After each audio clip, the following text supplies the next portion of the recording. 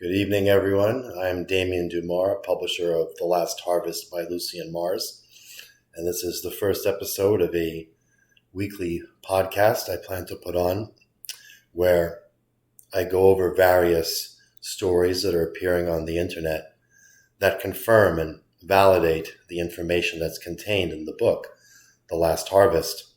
So for those who are unfamiliar with the book in essence deals with a plan by the global elite to eliminate 90% of the world population in the global genocide and to commence this plan starting in 2025. That doesn't mean that everyone will be dead by the end of 2025, but what it means is that events will start to unfold that ultimately over time will fulfill this agenda of the elite. And it is further illustrated in The Last Harvest that the controlling force behind the elite on this planet are in fact the Nebu-Gray aliens who wish to take this planet for themselves. Over here, we have the lastharvest.info website, and we can see that it's been reviewed in LA Weekly and Pacific Book Review.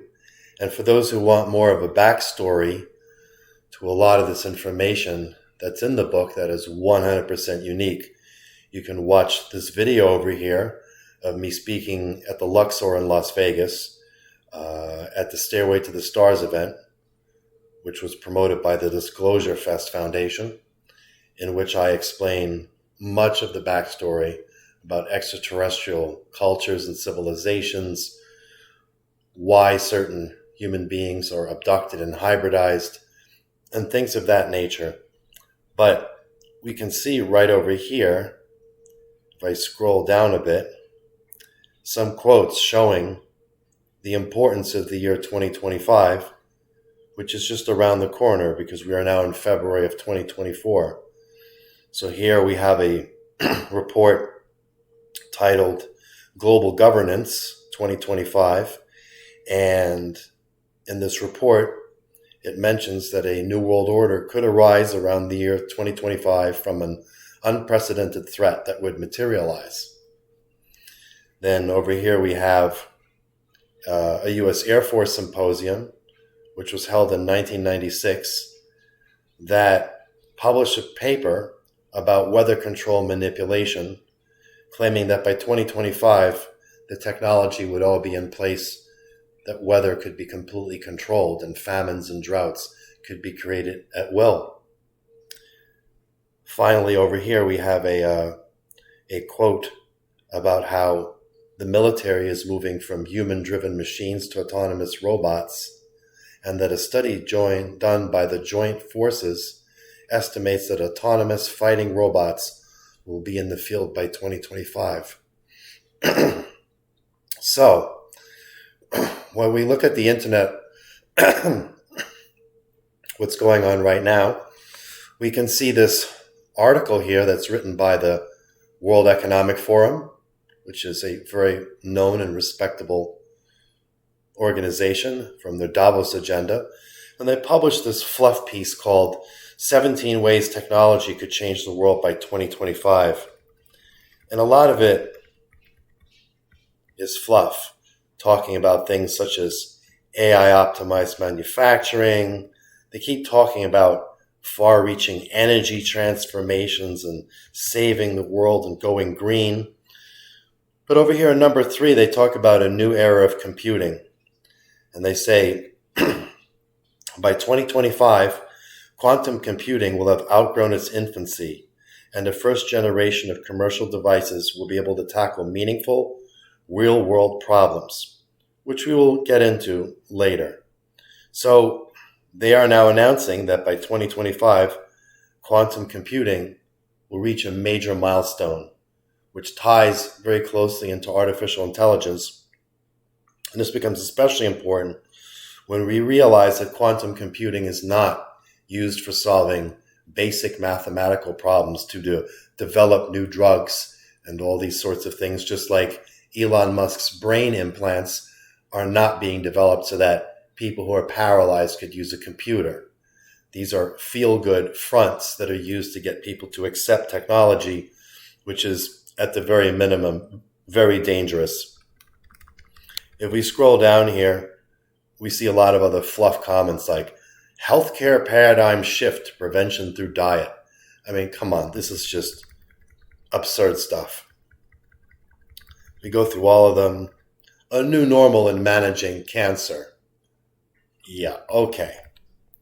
And we go through it all. And the only thing that is actually honest in this article is the idea that quantum computing will hit major strides in 2025. Speaking of quantum computing, there's a very famous video which has been up for years actually on YouTube, and it's of Geordie Rose, who's the founder and former chief technology officer of D-Wave, and he made a presentation talking about how super intelligent aliens are coming to Earth and how developing quantum computers is very important in order to meet this threat. What's interesting about this particular video is that it talks more about what the real purpose of quantum computing is, which is figuring out how to solve very advanced quantum physics problems, which deal with traveling not only through space and time, but traveling between alternate universes and dimensions. So again, this is the type of technology that human beings were never meant to have, because the human mind is not capable of really even conceptualizing these sorts of concepts. And so to develop quantum computers and play around with things which human beings have no business playing around with, much like creating unrestricted artificial intelligence, is a very, very bad idea. So this video of Geordie Rose is often misinterpreted to indicate by conspiracy theorists that Geordie Rose is somehow developing artificial intelligence in order to bring entities from other dimensions into this realm. But that's not exactly what he talks about.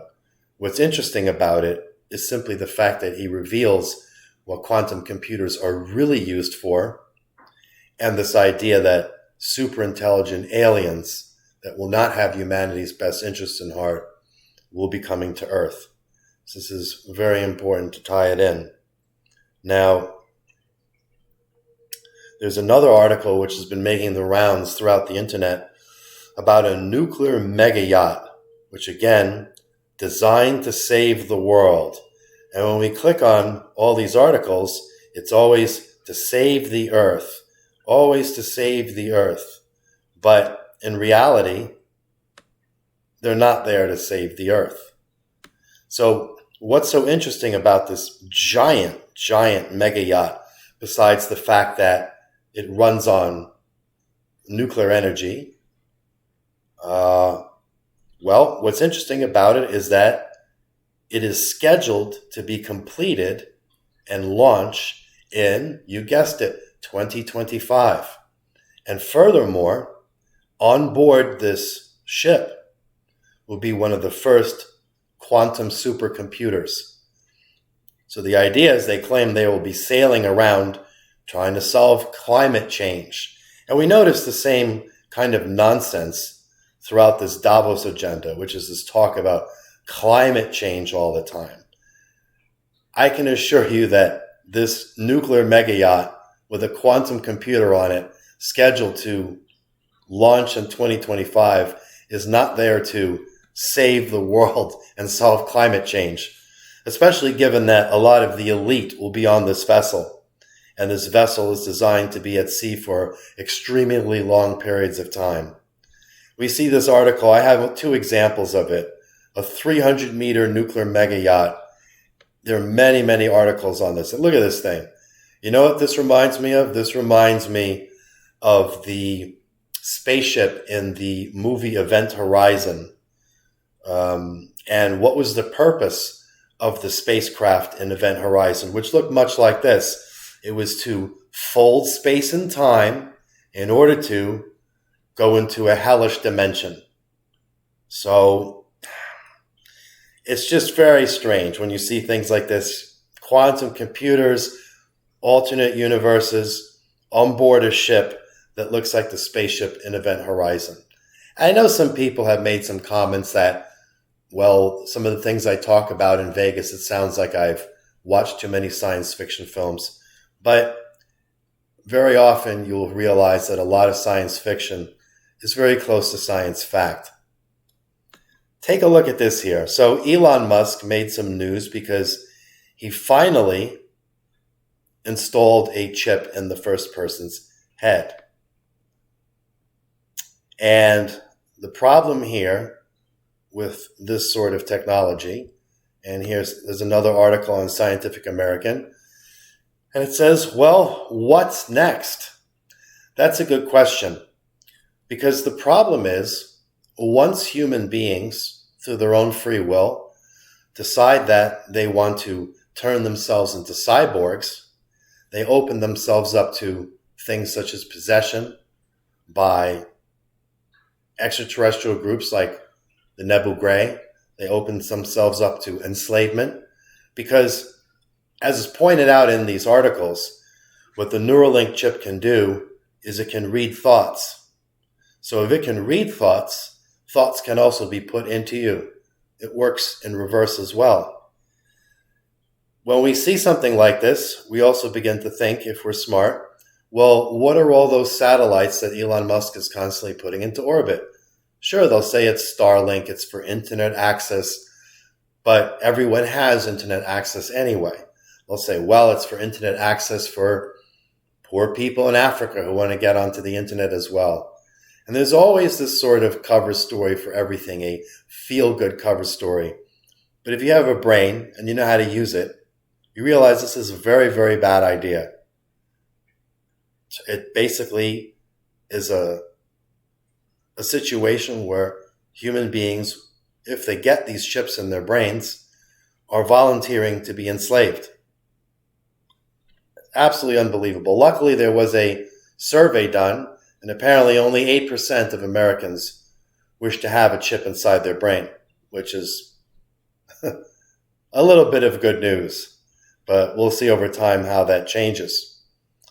Another article here that's very interesting that came up is that an Air Force general has predicted war with China in 2025, and they say he tells officers to prepare by firing a clip at a target and aiming for the head. That's just salaciousness in a title, but it's sort of very interesting when a big Air Force general says that his gut tells him that we'll be fighting in 2025 with China. It's really no coincidence. Again, the year 2025 and warfare. And warfare is one of the major vectors of depopulation, along with famine, disease such as viruses, worldwide conflicts like we see in the Ukraine can easily escalate into World War III. War with China can easily escalate into World War III. Conflicts in the Middle East between Israel and Hamas can easily escalate into World War III. And once you have World War III occurring, it's not very difficult for it to go nuclear. And we can see the enormous culling of the human population that can occur if we introduce nuclear war around 2025 or shortly thereafter.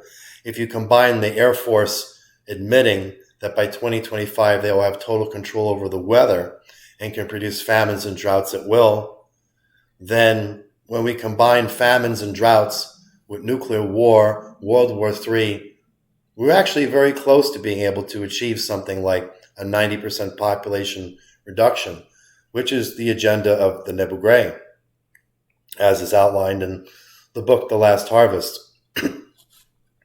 Here we see another article about a China-Taiwan war simulation that assumes a Trump return to office in 2025 and warns that Taiwan would be toast. This is interesting because the idea that a nation such as Taiwan could fight a country as big as China is absurd. just like it is absurd to think that a country the size of Ukraine could take on Russia. And as we will cover very shortly, Putin, in his latest interview with Tucker Carlson, which goes for over 2 hours, brings up this idea of how absurd it was, or how arrogant, to assume that a country like the Ukraine could take on Russia no matter how much foreign aid is given to it.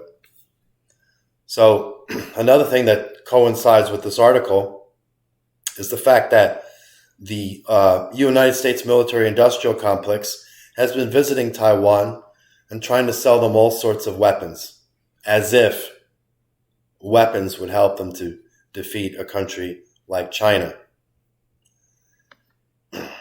Another story that's very popular and all over the place is this idea of billionaire bunkers. I just pulled one particular article on this, and it talks about how the 1% are preparing for the apocalypse.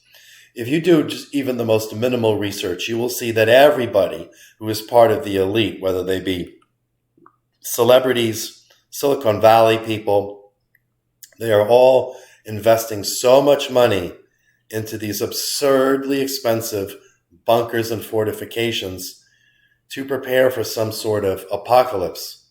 And a lot of people look at this and they simply say, well, these people just don't know what to do with their money, or maybe it's a fad or a craze, and they're more concerned with who Taylor Swift is dating or gossip on TikTok than to actually think, well, if all the elite are doing this, don't you think that maybe there's a reason for it?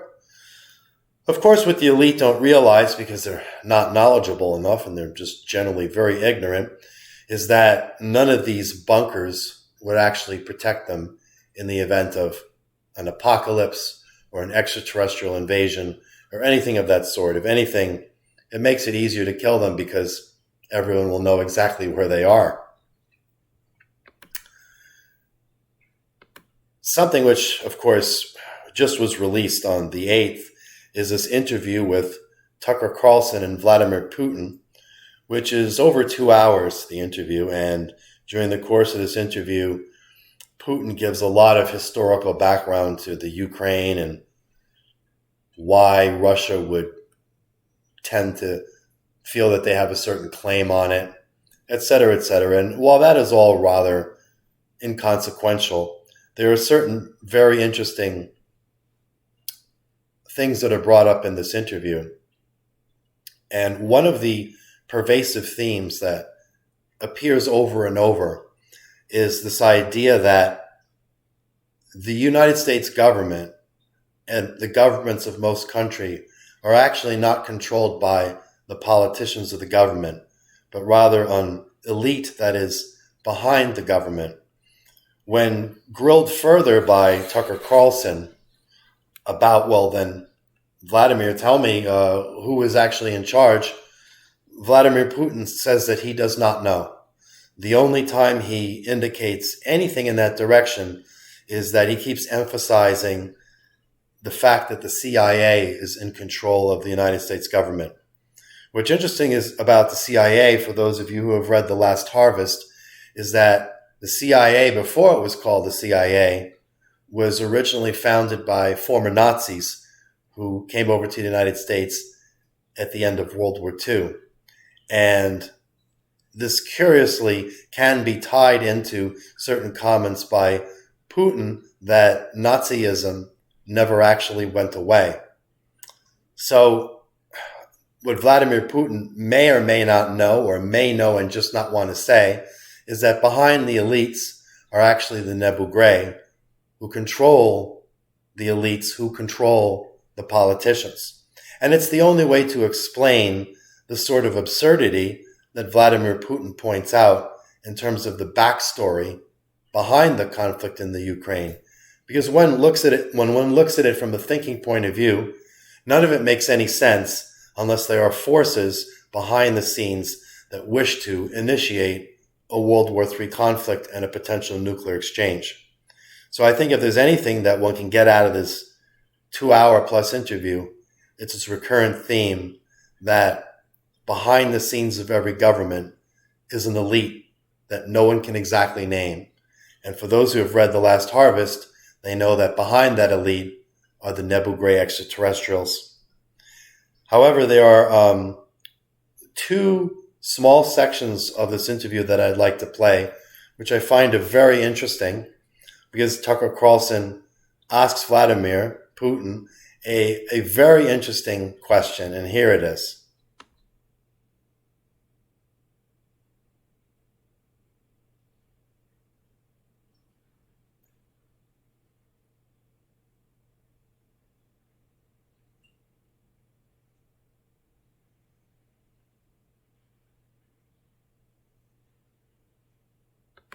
This is a very important question that Tucker Carlson asks, because it is in fact true. How can a leader who claims to be Christian start wars? Certainly, the Divine Father is not behind the idea of human beings going to war with each other.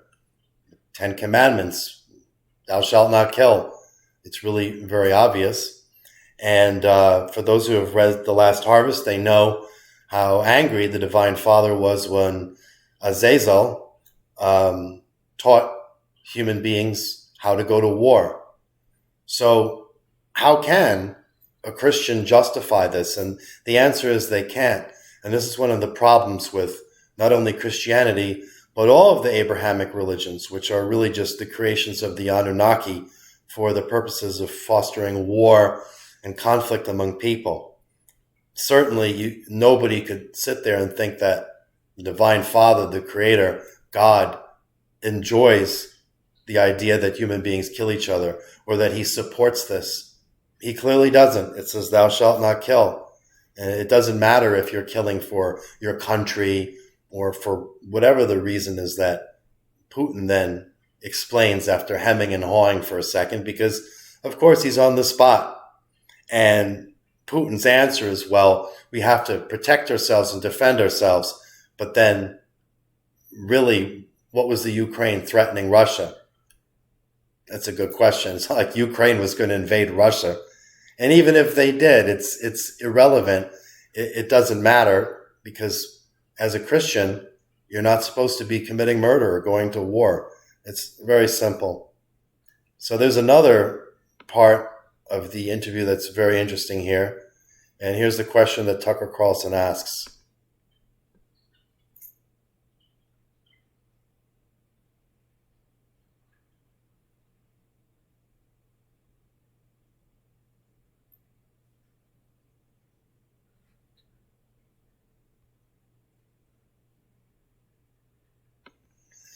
I'll spare everyone the very long response that Putin gave. But the point here is Tucker Carlson is also bringing up this idea of artificial intelligence. And one of the things that Vladimir Putin does state is that there needs to be regulation in place in terms of the development of AI, and specifically that someone needs to sit down with Elon Musk and say, hey, listen, you can't just go doing what you want willy-nilly, because he's going to keep doing whatever he wants, and that this is not good for humanity. So in that respect, Vladimir Putin would agree probably with a lot of what's in The Last Harvest, which is that artificial intelligence is just another vector of Armageddon. If you thought nuclear war was bad, if you thought that starvation and viruses were bad, well, the threat from artificial intelligence is even greater. So again, these are just a few articles that are on the internet, which all kind of tie together, which talk about the importance of 2025 and the threat of artificial intelligence combined with quantum computing, combined with World War III. And we only have about 10 more months until 2025 hits. So every week I'm going to be sitting down and going over news stories that occur on the internet, which reinforce what is in The Last Harvest by Lucien Mars. And again, for those who are interested in learning more about what's in the book, one can go to thelastharvest.info website or on YouTube or Rumble, and one can watch this presentation that I did at the Luxor in Las Vegas for Stairway to the Stars and understand the backstory. Because for those who are unfamiliar with it, when you hear me say that the Nebu Gray are planning to wipe out humanity and take the planet for themselves, this is a very extreme statement. But when one reads The Last Harvest, one understands that it's really not a very extreme statement at all, even if it's a very extreme ambition. There's a lot that backs it up. And The Last Harvest is full of information that you've never read or heard of anywhere else. So on that note, I'll see you next week.